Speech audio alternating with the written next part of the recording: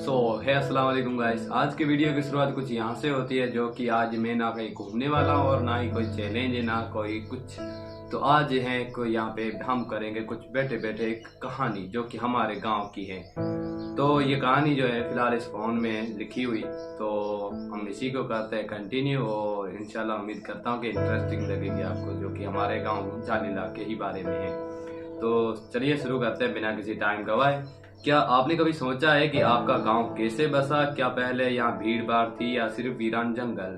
तो यही कहानी है आज हमारे गांव के बारे में, तो यही शुरू करते हैं। आज मैं आपको जालीला गांव के बसने की असली कहानी सुनाने जा रहा हूँ। यह कहानी है उन पहले इंसानों की जिन्होंने इस जगह को पहली बार बसाया। वे कौन थे, यहाँ क्यों आए और कैसे धीरे धीरे यह वीरान जगह एक गांव में बदल गई। चलिए इस रोमांचक सफर की शुरुआत करते हैं। जालीला गांव के बसने की कहानी बहुत पुराने समय की बात है, जब यह इलाका सिर्फ घने जंगलों और ऊंचे ऊंचे पेड़ों से भरा हुआ था। चारों तरफ हरियाली थी, लेकिन इंसानों को कोई नामो निशान नहीं था।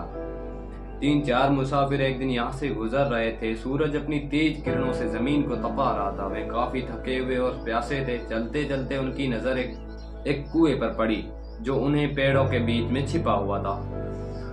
उन्होंने कुएं में जाकर तो पाया कि उसमें साफ और मीठा पानी था। गर्म मौसम, ठंडे पानी उन्हें राहत दी।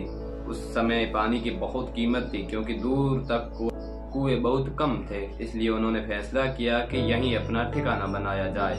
पहले तो वो सिर्फ कुछ दिन यहाँ रुके, लेकिन फिर धीरे धीरे उन्होंने यहाँ अपने झोंपड़े बनाने शुरू कर दिए। कच्ची मिट्टी और लकड़ियों से पहला घर बना। फिर उन्होंने आसपास की जमीन को साफ किया, खेती करने के लिए जगह बनाई और धीरे धीरे इस जगह पर लोग बसने लगे। जैसे जैसे यहाँ लोग आते गए, यह बस्ती एक छोटे गांव में बदलने लगी। तब इसका कोई नाम नहीं था। कहते हैं कि यहाँ जो पहला कुआं था उसके पास एक बड़ा और घना पेड़ था, जिसकी पत्तियां अजीब तरह से हिलती थी। जब भी हवा चलती तो उन्हें एक अलग ही झाल की आवाज आती उस पेड़ से। गांव के बुजुर्ग का मानना है कि ये वजह थी कि इस जगह का नाम जालीला पड़ा। कुछ लोग यह भी कहते हैं कि किसी बड़े बुजुर्ग या प्रमुख व्यक्ति का नाम जालीला था, उसकी याद में गांव का नाम रखा गया है। जो कभी घने जंगलों से भरी हुई थी, आज वहाँ घर, खेत, रास्ते और इंसानों की चहल पहल है। यह गांव उन 4 लोगों की मेहनत और फैसले की वजह से बसा है, जिन्होंने यह ठहरने का फैसला किया और इसे अपना घर बनाया। आज मैं आपको अपने ही गांव की उस पुरानी कहानी सुनाई, जो शायद आपको पहली बार किसी ने सुनाई होगी।